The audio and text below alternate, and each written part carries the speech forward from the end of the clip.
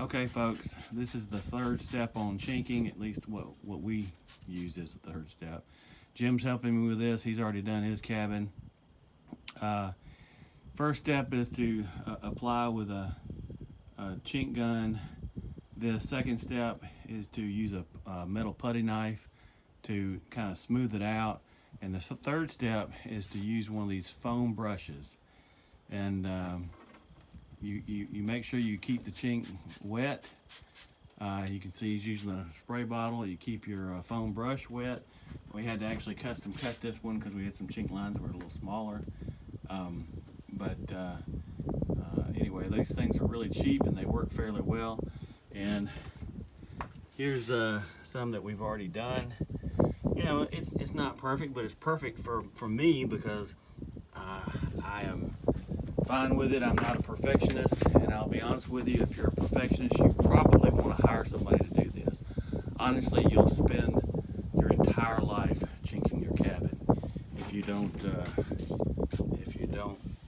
just let some things go.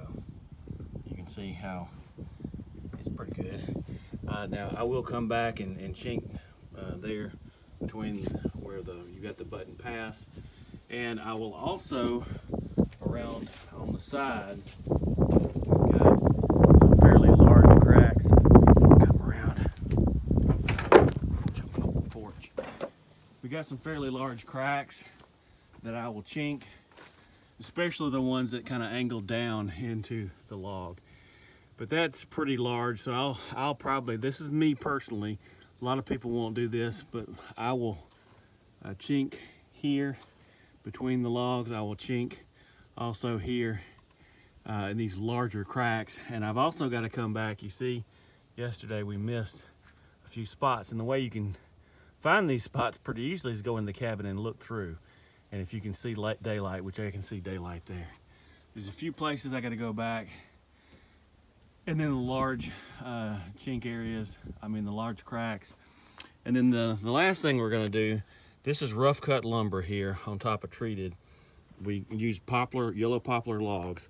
So we're gonna come in with a 1-inch poplar, piece of poplar. We're gonna put it right here to cover this up, the treated stuff. It's gonna end like right here at the top of the rough floor. And then, so it's gonna stick out about 1 inch here.